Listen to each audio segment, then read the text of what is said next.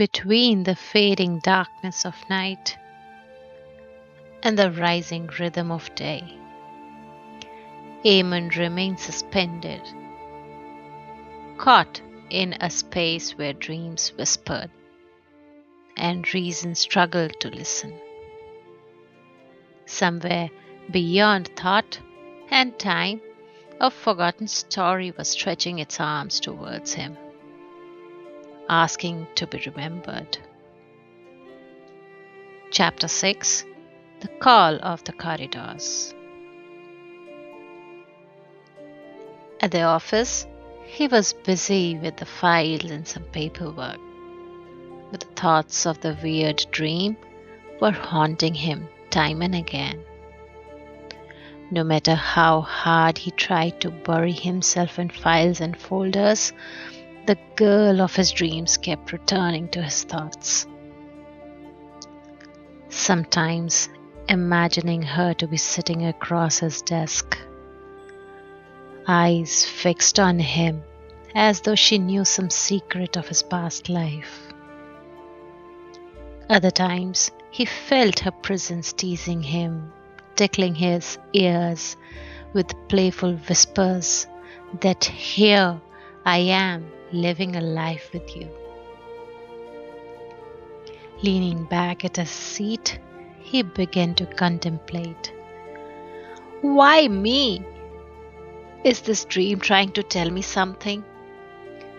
Why my mansion and endless corridors? Is my mansion hiding some history? Till the time they were my dreams, things were okay. But how can a girl have the same dream as mine? As he opened his eyes, Eamon saw Srishti sitting in front of him. Thinking it as an illusion of mind, thought to let it go. But as she spoke, he realized it was real. Srishti was restless too. The dream had shaken her more than she admitted. A strange curiosity grew inside her, drawing her towards him. And then she finally requested Eamon in gentle tone. Eamon, can I see your mansion? I want to see its long corridors.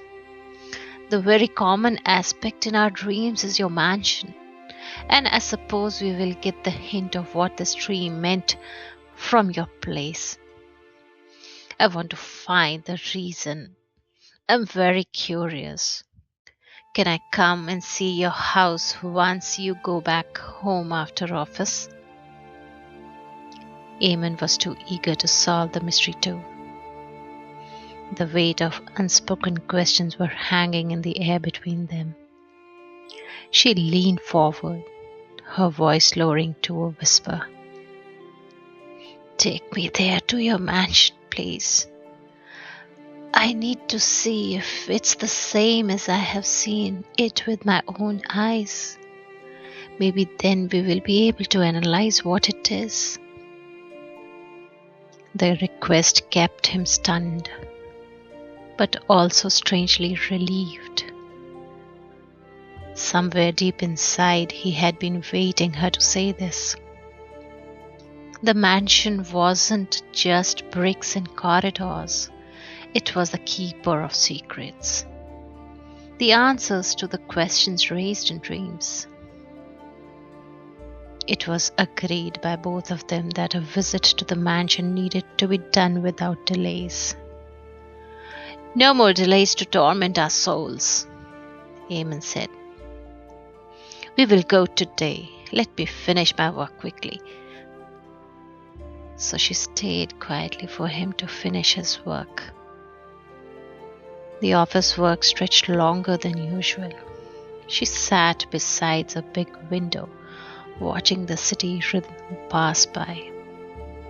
Her mind replaying her dream bit by bit, exploring minute detail all the time. Her patience ended with Eamon closing his last file a little time earlier than usual. and both left together for the place in silence. The air turned cooler as they approached the outskirts when the mansion came into their view. All mysterious against the evening sky. They stepped out of the car. Eamon opened the gate to his mansion, and a silver shiver went down his spine in surprise. She somehow knew that this place was not new to her, but only fragments of pictures of the place were coming to her mind with her walking steps into it. The iron gate, ivy creepers over the stone walls, and the faint outlines of the garden beyond. I know this place, Eamon. The garden, the flowers, the fragrance. I know this place. Wait, you wait here. Let me think. She paused as if to remember something. Some fond memory of them being together there some years ago.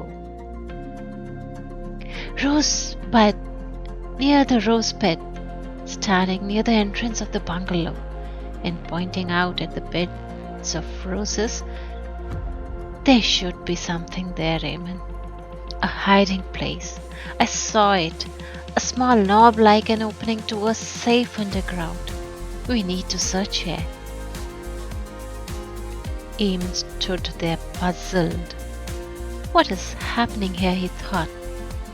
But he wanted the mystery to be resolved, and to some extent he trusted her as well. Both began to search for something in the bed of roses. Both knelt down by the bed of roses, brushing aside the petals and the soil, tracing over roots and stones. Her hand settled at a point. Here, Eamon. Her tone sharp with conviction. Eamon scraped some soil and felt something underneath. With a little pressure from his strong hands, revealed a small iron safe concealed beneath the flowers. Eamon's breath caught. His ancestral house had many secrets buried under the soil, and what knows what else is left to discover still. Srishti and Eamon digged the soil around the safe and took it out from the ground. Thankfully, the safe was unlocked.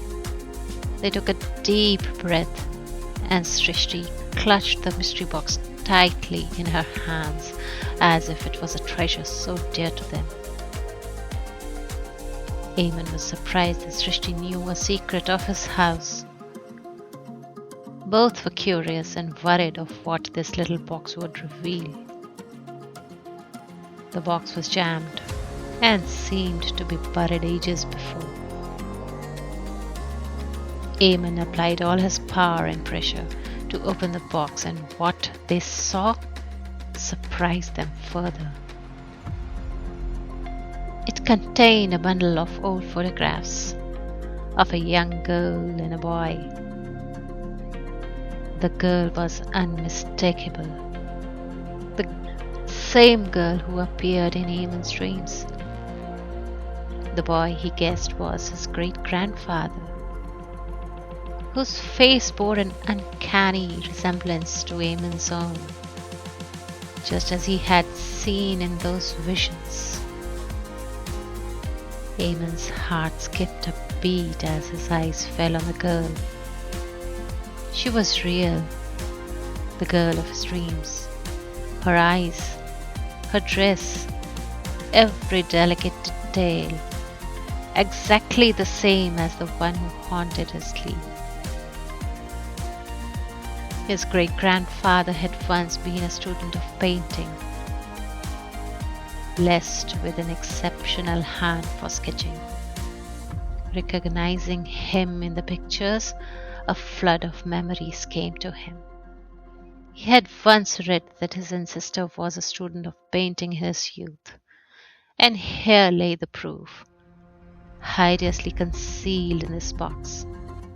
A miniature portrait of the girl, lovingly painted, every brush stroke as if holding more affection than words could hold. Eamon and Srishti looked at each other. The unspoken truth of love was revealed before them. Their connection was not by chance. It was a love pull, long buried under the ground since ages. And then the last thing in the box was a key. A key to some unknown door they didn't know of. Eamon had already explored every corner of this vast mansion. Now this doesn't make sense. There's no door in this house left open, he said. But to Srishti it did have a meaning. A meaning that needs to be explored in the corridors of the mansion. The corridors which were the crucial place in their dreams. And she said, not every door is invisible. If there's a key, then it has to be a door. Guided by their instinct more than reason, they moved to the corridors of the mansion. The long corridors, which had no end, but which might hold a secret hidden love story of a past life. She walked ahead, recalling her dreams, the laughter and the cries of past life, as if they were echoing in her heart and directing her to the doors of love. She walked ahead strangely, assuredly, until she paused at a stop near the wall panel. Her fingers gazed at the surface, as if feeling the touch of togetherness, the connectivity of two souls bonded for generations to come. This is it, Eamon. And they saw a minute keyhole for a hidden chamber on the wall. As the key opened the door, they were surprised to see a small chamber, untouched by time. Dust motes floated in the air, yet everything was preserved as probably left some years ago. The large unfinished canvas. The subject was unmistakably the same girl from the photographs. A diary rested upon on the table, something written in faded ink. A few words that told the unfinished love story of Eamon's great-grandfather and the girl.